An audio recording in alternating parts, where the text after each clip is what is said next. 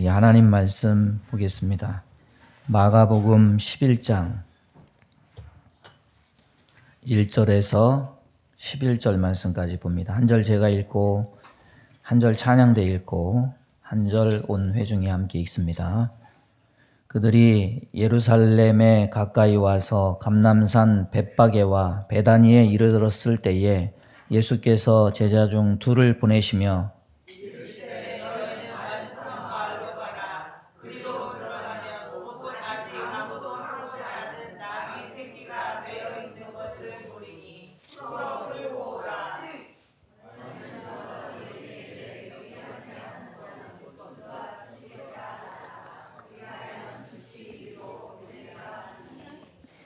제자들이 가서 본즉 나귀 새끼가 문 앞에 거리에 매여 있는지라 그것을 푸니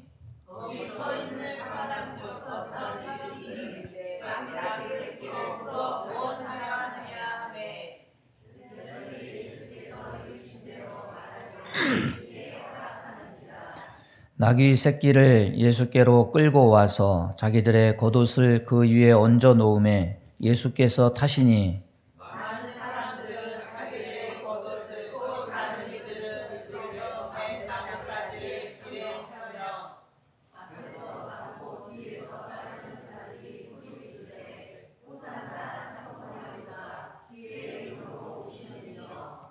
한 절 제가 읽고 한 절 다 같이 읽습니다. 찬송하리로다. 오는 우리 조상 다윗의 나라여 가장 높은 곳에서 호산나 하더라. 예수께서 예루살렘에 이르러 성전에 들어가사 모든 것을 둘러보시고 때가 이미 저물매 결국 제자를 데리고 베다니에 나가시더라. 아멘. 말씀 전하겠습니다. 마태, 마가, 누가 이 복음서를 우리가 공간복음이라고 하죠. 이 공간복음서를 보면은 예수님의 사역 대부분을 3년 동안 정도를 12제자와 함께 예수님은 갈릴리에서 보내셨습니다. 근데 그 갈릴리에서의 사역이 이제 예루살렘으로 옮겨가게 될 때 나타나는 것이 3번에 걸쳐서 나타나는 예수님의 죽음과 부활에 관한 이야기입니다. 이 3번에 걸쳐서 나타난 죽으심과 부활 이야기는 3년차 막바지에 이르러서야 나타난 이야기인데, 첫 번째는 베드로가 신앙 고백을 한 가이사라 빌립보에서, 두 번째는 갈릴리 가운데로 지날 때, 이 둘은 마가복음 9장에 나옵니다. 세 번째는 마가복음 10장에서 예루살렘으로 올라가는 길에 나옵니다. 마가복음 9장과 10장에서 이렇게 3번의 죽으심과 부활에 대한 이야기가 나오는 것은 이제 예수님이 이 세상에 오신 진짜 이유와 목적이 이제 곧 시작된다는 것을 예고해 주는 겁니다. 예수님이 오신 것은 자기 백성을 저희 죄에서 구원하시기 위해서다. 예루살렘으로 올라가는 것은 이 일을 이루시기 위해서 죽으러 올라가시는 것입니다. 이스라엘 북쪽 가이사라 빌립보에서 갈릴리를 지나서 이스라엘을 관통하면서 예루살렘으로 올라가는 중에 이런 일이 벌어졌다는 이런 배경을 안다면은 예루살렘 성에 들어갔을 때 백성들이 종려나무까지 막 흔들고 환호를 받는 것이 겉보기로는 화려해 보이지만 며칠 뒤에 십자가를 지심을 생각하면 이것은 분명히 고난의 속옷 같은 것임을 우리는 알 수가 있습니다. 그러면 그분은 이제 며칠 후에 십자가를 지시고 죽으심에도 불구하고 왜 다른 때는 은밀히 예루살렘에 올라가셨음에도 불구하고 이번에는 대놓고 드러내놓고 백성들의 환호를 받으면서 입성하실까? 그 전까지는 걸어 다니셨음에도 불구하고 이번에는 나귀를 타시면서 입성하실까? 사람 눈에 보기에는 십자가는 실패지만은 하나님 눈으로 보기에는 십자가를 지시는 예수님은 실패자가 아니라 왕이시라는 겁니다. 그분의 비하, 육체를 입고 이 땅에 온 비하, 조롱과 멸시받는 비하, 십자가에서 죽음을 맛보시는 비하, 종의 형체를 가져서 사람들에게 실어버림 받은 예수님이지만 예수님의 본질은 종이 아니라 저주가 아니라 예수님은 왕이시다. 예수님이 환호를 받으시며 입성하시는 이유는 바로 예수님의 본질, 예수님의 본래 신분과 십자가를 통해서 회복하실 신분이 무엇인지를 알려주는 예고 역할과 같다고 볼 수 있습니다. 며칠 후면 우리는 성탄절을 맞이합니다. 성탄에 불리는 찬송에는요, 유독 예수님을 왕이라고 찬송하는 가사가 많습니다. 예수님이 진짜 우리를 구원하실 왕으로 오셨기 때문입니다. 그런데 정말 왕을 맞이할 준비가 되었을까? 오늘 말씀을 보면서 점검하는 시간이 되기를 바랍니다. 6월절에는 사람들이 약 한 250만 명 정도 예루살렘에 운집했다고 하는데, 그렇게 수많은 사람들이 있는 곳에 예수님이 나귀 새끼를 타시고 입성하실 때 사람들이 종려나무 가지를 길에 펴기도 하고 또 손에 들고 소리를 지르기 시작했습니다. 호산나 찬송하리로다. 주의 이름으로 오시는 이여 찬송하리로다. 오는 우리 조상 다윗의 나라여 가장 높은 곳에서 호산나 하더라. 마태복음 21장 4절을 보면은 이런 예루살렘 입성의 환호에 대해서 이는 선지자로 하신 말씀을 이루려 하심이라, 이렇게 말씀합니다. 그러면 선지자로 하신 말씀은 무엇이냐? 스가랴 9장 9절의 말씀입니다. 시온에 따라 크게 기뻐할지어다. 예루살렘에 따라 즐거이 부를지어다. 보라, 내 왕이 내게 임하나니 그는 공의로우며 구원을 베풀며 겸손하여서 나귀를 타나니 나귀의 작은 것 곧 나귀 새끼니라. 예수님의 예루살렘 입성은 성경 예언의 완전한 성취를 보여줍니다. 예수님이 바로 여자의 후손이고, 예수님이 바로 아브라함의 씨고, 다윗의 계보를 따라오신 메시아이심을 드러냅니다. 화려한 모습으로 예루살렘으로 가신 것도 아닌데, 그 예수님이 가시는 길에 사람들이 옷을 벗어서 깔아드리고 종려나무 가지를 흔들고 환호하고 있으니까 예루살렘에 소동이 나고 말았습니다. 예수님의 출현으로 인해서 예루살렘에 소동이 난 것이 성경에 2번 기록이 됩니다. 한 번은 예수님 태어나셨을 때고, 한 번은 예수님이 죽으러 가시는 예루살렘 입성 때입니다. 아기 예수 태어나실 때 동방 박사들이 경배하려고 예루살렘에 와서 유대인의 왕으로 나시니까 어디뇨? 어디 계시뇨? 물었을 때 예루살렘이 소동했습니다. 그리고 예수님은 애굽으로 피신하셨다가 고향으로 돌아가셔서 33년 동안 자신을 철저하게 숨기시고 자신의 메시아이심을 드러내지 않으셨습니다. 병 고치는 자들에게도 이 일을 말하지 말라, 이렇게 당부하시기도 하고, 귀신을 내쫓으실 때도 귀신들에게조차 하나님의 아들이심을 말하지 못하게 하도록 꾸짖으셨습니다. 그렇게 쉬쉬하면서 메시아이심을 드러내지 않으시더니 예루살렘에서 환호와 영광을 받으시는 모습으로 입성하시면 뭐고, 이 큰 소동에 바리새인들이 못마땅해가지고 예수님을 향해서 제자들에게 찬송을 하지 못하게 하도록 할 때 뭐라고 예수님은 말씀하시느냐? 누가복음에 보면 만일 이 사람들이 잠잠하면 돌들이 소리 지를 것이다. 이 말씀은 도대체 또 무엇이냐? 메시아이심을 숨기고 다니셨던 그동안의 행보와 다르게 수많은 사람들이 운집한 곳에 오셔서 자신이 메시아이심을 만천하에 공개하시는 것은 무엇 때문이냐? 그것은 무리가 예수님을 환호하는 메시지와 관련이 있습니다. 호산나, 찬송하리로다 그랬습니다. 호산나가 무슨 뜻입니까? 따라서 해보겠습니다. 우리를 구원하소서. 그러니까 호산나 이 말은 예수님이 구원자요, 메시아이시다, 이 뜻이 담겨 있는 거예요.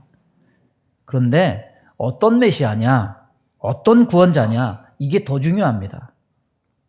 일주일도 안 돼서 나타나게 될 십자가 사건을 염두에 둔다면은 그 메시아는 세베대의 아들 야고보와 요한이 구한 것처럼 하나는 주의 우편에, 하나는 주의 좌편에 앉게 해주시는 그런 구원자가 아닙니다. 예루살렘에 오신 목적은 사람이 원하는 기대를 충족시키고자 함이 아니고 하나님의 기대를 충족시키고자 오신 거예요. 그것은 바로 우리를 죄에서 구원할 구세주시라는 겁니다. 성경의 이름은 그의 삶과 신분을 나타내는 경우가 많습니다. 마태복음 1장 21절 보면은 아들을 낳으리니 이름을 예수라 하라. 이는 그가 자기 백성을 그들의 죄에서 구원할 자이심이라. 사람들이 이 세상 살면서 괴로워하고 힘들어하는 것은 왜 그렇습니까? 다 눈으로 보여지는 것들 때문 아닙니까? 환경과 사람이죠. 이 삶이 지옥이라고 느껴지게 만드는 요소들은 돈이 없어서, 병에 걸려서, 환경적 요인들은 사람을 매우 힘들고 고통스럽게 합니다. 환경 말고 사람을 괴롭게 만드는 것은 뭡니까? 사람을 괴롭게 만드는 것은 다름 아닌 사람이에요. 사람은 사람을 떠나서 살 수도 없지만은 사람 속에 살아가는 것도 쉽지만은 않습니다. 왜냐하면 서로 붙어 있으면 온갖 괴로움과 상처를 주고받아요. 나이가 들어서 인생 경험을 쌓아갈수록 처절하게 느끼는 것은 뭐냐면 인간 본질과 죄성입니다. 인간에게 있어 죄 문제는 고질적인 문제라는 사실을 직면하게 됩니다. 여러분, 사과는 사과고 딸기는 딸기인데 사람은 사람이 아니라 어떤 때는 괴물같이 보이기도 하죠.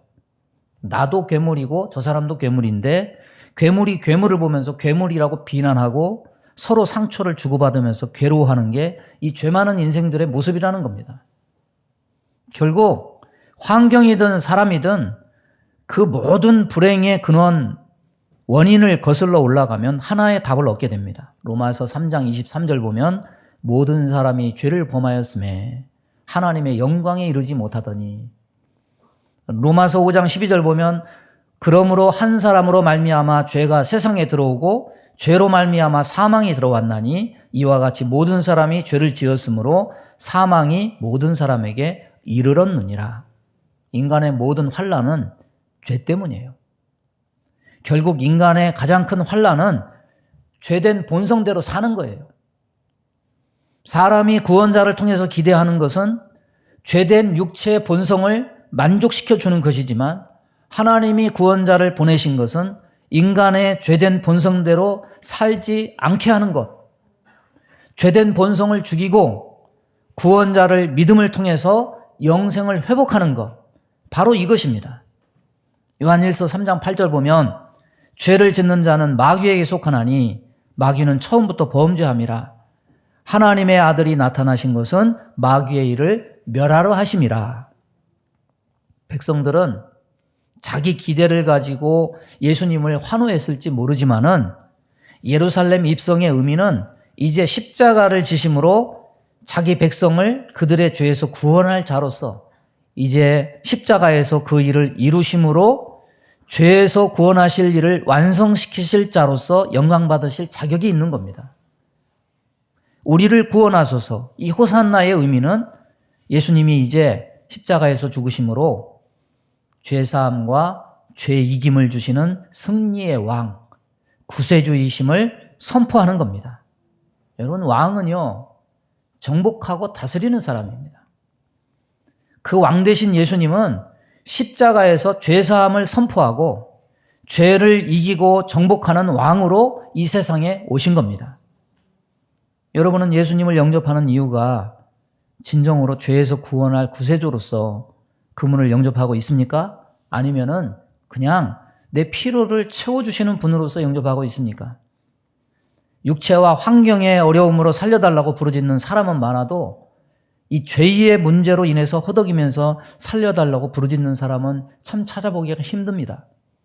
여러분, 죄사함과 죄 이김을 주시는 승리의 왕으로 오시는 그 예수님을 우리의 심령 속에 영접하는 은혜가 있기를 바랍니다.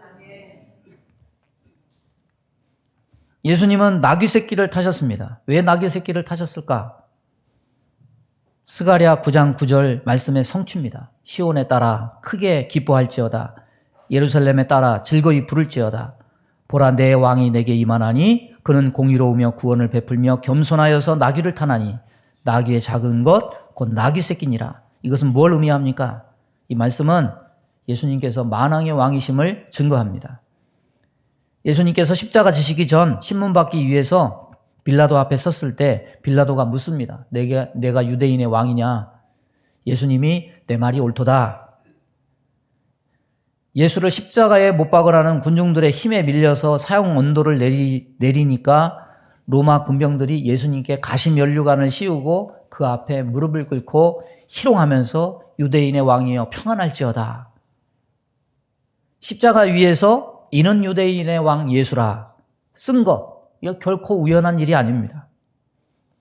이런 모든 일은 예수님이 만왕의 왕이심을 증거하고 있는 사건들입니다. 그런데 그 왕이 세상 왕들처럼 교만하고 권위주의적인 왕이 아니었습니다. 예수님은 겸손한 왕이었습니다. 화려한 입성을 하지 않았어요. 승자가 개선식을 할 때는 기세 등등하고 폼나는 흰 말을 타고 그렇게 입성을 해요. 그런데 예수님은 나귀 새끼를 타고 입성하셨습니다. 이것을 통해서 예수님은 세상의 왕과 다른 겸손한 왕이시다. 말은 전쟁에 쓰이는 동물이지만 나귀는 평화를 상징하는 짐승입니다. 이런 의미에서 예수님이 나귀 새끼를 타고 입성하신 것은 주님이야말로 겸손하신 왕이고 평화의 왕이라는 것을 나타냅니다. 여러분, 뭐 때문에 일하고 수고하고 땀 흘려요? 사람들이 노력하고 수고하는 이유가 뭡니까? 평화와 안식을 얻으려고 그런 거 아니에요? 예수를 믿으면서도 사람들이 믿음 잘 간직하지 못하고 신앙 뿌리치는 이유도 사실은 자기 나름대로의 계획과 노력을 통해서 다른 안식과 평화를 얻기 위함이에요. 그런데 여기서 벌어지는 해프닝이 뭐냐? 자기 나름대로의 평안과 안식을 얻으려고 마음의 빗장을 닫을 때 진정으로 평화의 안식의 주인인 왕이신 예수님은 문 밖에 세워둔다는 사실이에요. 사람마다 자기만의 평안과 안식을 얻으려고 애를 쓰지만 평화의 왕이신 주님을 영접하지 않으면 진정한 평안과 안식은 얻을 수 없습니다. 성경이 뭐라고 말하느냐? 악인에게는 평안이 없다. 말씀해요. 왜냐하면 평화와 안식의 주인은 예수 그리스도시기 때문입니다. 평화와 안식은 왕이 주는 거예요. 이 겸손과 평화의 왕은 얼마나 겸손한지 우리를 총칼의 위협이나 협박으로 우리를 움직이지 않으셔요. 부드러운 주님의 음성으로 우리를 권면하실 뿐입니다. 볼지어다 내가 문 밖에 서서 두드리노니 누구든지 내 음성을 듣고 문을 열면 내가 그에게로 들어가 그와 더불어 먹고 그는 나와 더불어 먹으리라. 문을 강압적으로 힘으로 부시고 들어가서 이리 나와 이러지 않아요. 계속 문을 두드려요. 스스로 열어야 돼요. 어거지로 하지 않으십니다. 왜? 평화의 왕이시기 때문에, 겸손한 왕이시기 때문에 우리의 마음이 녹을 때까지, 우리의 마음이 낮아질 때까지 말없이 기다리시면서 마음의 문을 두드리시는 겸손한 평화의 왕이십니다. 오늘 본문에도 예수님이 사람들을 강제로 동원했느냐? 아니에요. 전부 이 백성들이 자발적인 행동으로 그렇게 했습니다. 사람들은 나귀에 안장이 없어 자기의 옷을 예수님의 나귀에 깔아드렸어요. 하나님은 우리에게 터무니없는 헌신을 강요하지 않아요. 여러분, 예수님이 자기 백성의 죄를 저희 죄에서 구원할 구세주로 오셨다면 인류의 죄는 어디서 기인한 겁니까? 천지 만물의 왕이요 주인 되신 하나님의 명령을 어긴 것에서 온 겁니다. 말씀을 어긴 것은 왕의 주권과 통치를 거부하는 행위예요. 하나님의 왕되심을 부인하고 거부하는 겁니다. 하나님의 왕되심을 부인하고 거부한 죄의 대가가 뭐냐? 사람이 이 땅에서 평화와 안식을 잃는 거예요. 모든 관계가 파괴되고 만물이 인간으로 인해서 저주를 받는 거예요. 사람이 누리는 진정한 평화와 안식은 주님이 그 심령의 주인이 돼서 다스리기 전까지는 절대로 회복되지 않아요. 예수 믿어도 주권을 주님께 이양하지 않는 한 심령에서 누려지는 의와 평강과 희락의 하나님 나라는 실현되지 않습니다. 왕으로 인정하는 것, 지식의 문제가 아닙니다. 여러분, 다른 나라 왕을 왕으로 인정하는 것과 그 왕이 내가 섬기는 왕인 것은 다른 문제예요. 다른 나라 왕을 왕으로 인정하는 것은 지식에 국한된 문제지만은 그 왕을 나의 왕으로 인정하는 것은 지식에 국한된 문제가 아닙니다. 그 왕의 주권과 통치를 내가 받아들이느냐 아니냐에 달려 있습니다. 나의 왕이 되면 그 왕이 말하는 것에 나의 의지는 굴복되고 순종되어야 됩니다. 이것이 나의 왕이라는 의미예요. 예수님이 나의 왕이라고 노래하고 말하는 건 입술로는 왕이라고 하면서 몸으로 삶으로는 그 왕의 말을 계속 반역하고 거역하고 있다면 실제적으로 왕으로 모시는 삶을 사는 것이 아니라 왕을 반역하는 삶을 살고 있을 뿐이라는 사실을 우리는 알아야 됩니다. 왕의 말을 거역하고 반역하는 삶에 평안과 안식이 있을 수 없어요. 예루살렘 성의 대다수의 무리들이 예수님을 환호한 이유는 왜 환호했겠습니까? 자기 소원과 자기 말을 들어주는 왕으로 기대했기 때문이에요. 그런데 성경은 왕을 어떻게 대하여야 하는지 말씀합니다. 어떻게 해야 되느냐? 우리가 왕의 말을 들어야 돼요. 요한복음 10장 27절 보면 내 양은 내 음성을 들으며 나는 그들을 알며 그들은 나를 따르느니라. 그런데 예수님은 겸손하시고 강포하심으로 다스리는 분이 아니라서 때로는 사람 마음 문 밖으로 쫓겨나기도 하시고 교회 문 밖으로 쫓겨나기도 하십니다. 그리고 그 밖에서 안을 물끄러미 바라보면서 문을 열어줄 때까지 기다리셔요. 요한복음 14장 27절 보면 평안을 너희에게 끼치노니 곧 나의 평안을 너희에게 주노라. 내가 너희에게 주는 것은 세상이 주는 것과 같이 아니하니라. 너희는 마음에 근심하지도 말고 두려워하지도 말라.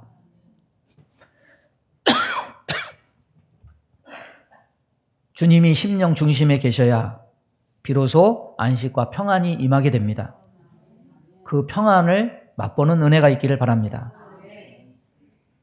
그런데 여기에 덧붙여진 11절 말씀을 우리가 또 유의해서 봐야 돼요.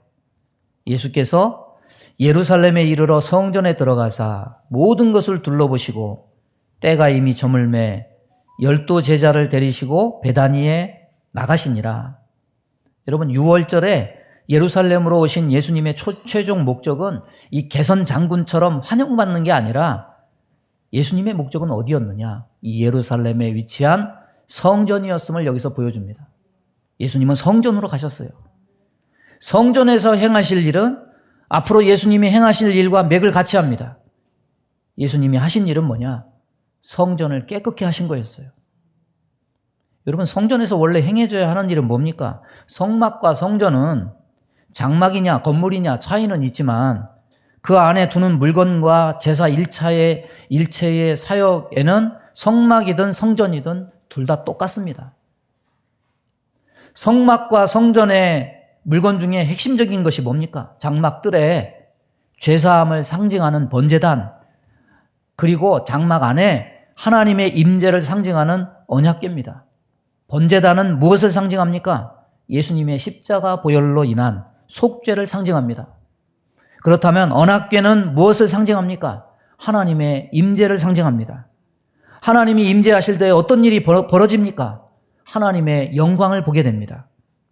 하나님이 주시는 평안과 안식을 보게 됩니다. 그런데 이 하나님의 임재는 하나님을 온전히 자기 왕으로 섬기는 자만 경험할 수 있는 신적 은총입니다. 여러분 성막과 성전을 통해 주시는 하나님의 은혜는 속죄와 하나님 안에 있는 자비와 긍휼의 은총의 은혜예요. 그런데 예루살렘에 입성하신 예수님 시대 성전 안에서 행해진 일이 무엇이냐? 성전 안에서 속죄가 아니라 죄가 있었어요. 죄를 쌓아요. 하나님이 왕으로 임재하실 수 있는 상황이 아니라 성전 안에서 매매하는 자들, 돈 바꾸는 자들이 왕 노릇하고 주인 노릇하고 있었습니다. 그들의 죄는 뭡니까? 인간의 평안을 구하는 거죠. 성전에서 매매하는 상인과 환전상들이 돈 바꾸는 차익을 통해서 부를 불리는 기쁨, 매매하는 자들에게서 자릿세와 뒷돈을 받음으로써 배불리는 이 사두개인 제사장들 계급, 이것은 하나님의 임재를 통해서 얻는 평안과 기쁨이 아니라 다 인간들의 욕심에 근거한 평안과 기쁨이었습니다. 여러분 예수님은 죄를 사하고 죄를 이기는 승리의 구원자로 입성하고 계신데, 예수님은 평화를 주는 왕으로서 입성하고 계신데 정작 성전 안에는 죄가 가득하고 인간이 추구하는 평화와 기쁨으로만 가득 차 있어요. 그런데 오늘 11절 말씀을 끝까지 읽어보십시오. 예수께서 예루살렘에 이르러 성전에 들어가사 모든 것을 둘러보시고 때가 이미 저물매 12제자를 데리시고 베다니에 나가시니라. 한번 훅 둘러보고 여기에는 경로와 시간만 말해요. 영화를 보여준다면 말없이 예수님이 성전에 이렇게 들어가서 광경을 한번 싹 둘러보시고 훑어보시고 날이 어둑해지니까 성전에서 빠져나가는 그런 환경적인 장면만 담은 거예요. 대사가 한마디도 없어요. 그런데 우리는 이 광경을 통해서 우리에게 보여주는 메시지를 읽을 수 있습니다. 다음 날 예수님은 성전을 다시 방문해서 성전을 정결케 하십니다. 예수님이 저물어서 나가시는 이유는 그날 시간상의 의미만 있는 것이 아니에요. 영적인 의미는 뭡니까? 죄가 가득한 곳에 회개가 없으니 죄를 씻고 이기실 구세주 왕이 있을 곳이 없는 거예요. 하나님의 임재도 당연히 맛볼 수가 없는 겁니다. 사람의 기쁨과 탐욕만 가득한 곳에 결국 밤과 같이 이미 저물매 어두운 곳이 된 거예요. 말이 필요 없어요. 예수님은 그런 곳에 거하지 않아요. 예수님은 아무 말 없이 그곳을 빠져나가십니다. 다음 날 물론 예수님은 다시 예루살렘으로 들어오시지만 오늘 본문에서는 예수님은 이곳에 함께 하시지 않습니다. 여러분, 예수님은 구세주시고 왕이시지만 죄 있는 곳에 함께 하지 않습니다. 주님이 없는 곳에는 평안과 안식은 없고 어둠과 불안이 짙게 깔려요. 이것은 뒤집어져야 될 필요성이 있어요. 갈아엎어야 될 필요성이 있어요. 그런 곳이라야만 왕이신 예수님이 임하실 수가 있습니다. 그리고 주님이 예비하신 평강을 맛볼 수가 있는 겁니다. 영국에 탐험가가 있습니다. 칼 부십이라는 사람이에요.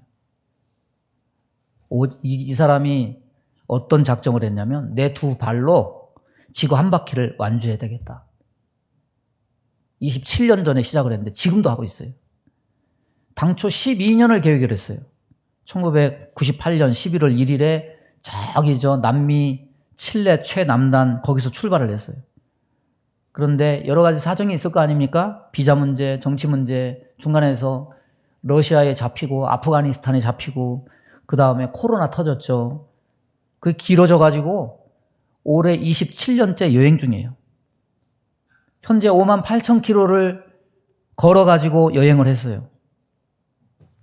지금 어디 있느냐? 유럽에 있는데 아직 한 3,200km 남아졌대요. 내년 6월이면 집에 도착할 수 있을 것 같대요. 여러분, 예수님이 이 세상에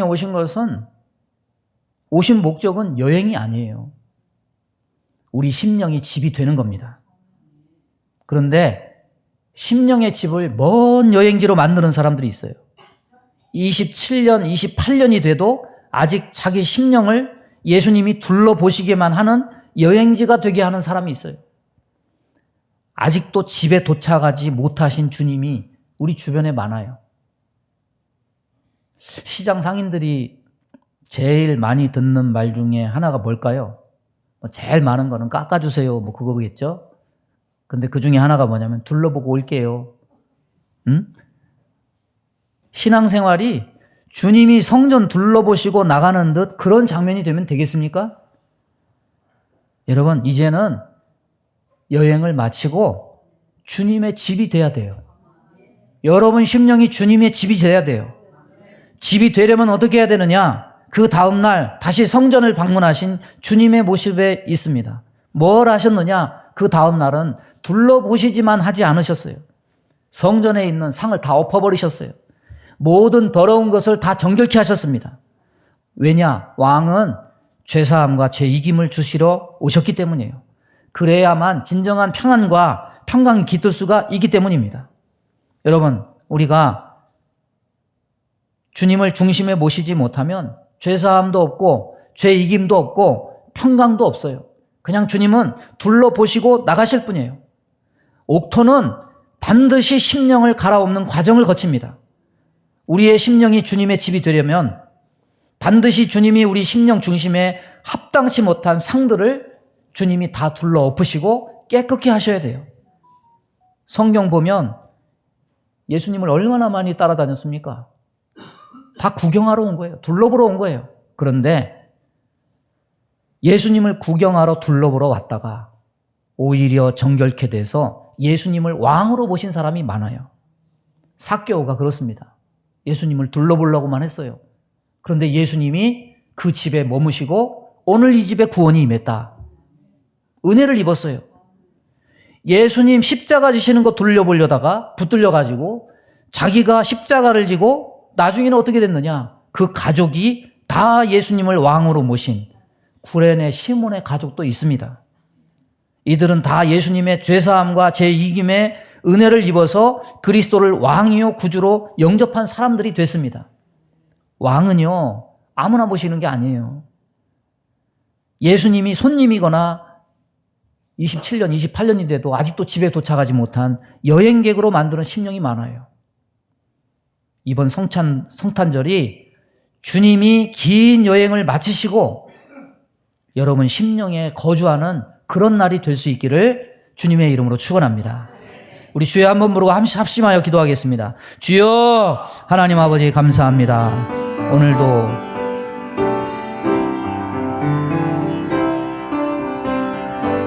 오늘도 주께서 우리에게 은혜를 주시고 아버지 하나님 우리의 심령을 주님의 집이 되게 성전이 되게 하는 자들 되게 인도해 주옵소서. 그리하여서 죄사함과 죄이김과 평강을 얻는 자들 다 될 수 있도록 하나님께서 은혜를 내리워 주옵소서. 예수님의 이름으로 기도하옵나이다. 아멘. 믿음의 손을 가슴에 얹습니다. 몸이 아픈 곳에 손을 얹습니다. 하나님, 예수님을 손님이 되지 않게 하길 원합니다. 긴 여행을 하는 여행자가 되지 않게 하길 원합니다. 이번 성탄절은 주님이 우리의 심령의 집에 거주하는 은혜가 있기를 원합니다. 죄사함과 죄이김과 평강의 왕으로 오신 그 예수님을 맞이하는 모든 백성 다 되게 인도하여 주옵소서. 우리 마음 가운데 원망, 불평, 시기, 질투, 미움, 다툼, 이간질하며 불순종, 불신앙케 하며 불안, 초조, 염려, 근심, 두려움을 주는 모든 어둠은 다 떠나갈지어다. 성전 문지방만 밟지 말고 주님을 진정으로 영접하는 자들, 주님의 은혜를 입는 자들 되게 인도하여 주옵소서. 몸이 연약한 곳에 손을 얹었습니다. 손을 얹은 곳마다 보혈로 씻어주시고 성령의 불로 태워 주옵소서. 우리 서필성 권사님 혈관을 주님께서 깨끗게 하여 주옵시고 온전케 하여 주옵시고 새롭게 하여 주옵소서. 우리 모두 다 건강해서 이 한겨울도 잘 이겨낼 수 있도록 은혜 베풀어 주옵소서. 예수님의 이름으로 축복하며 기도하옵나이다. 아멘.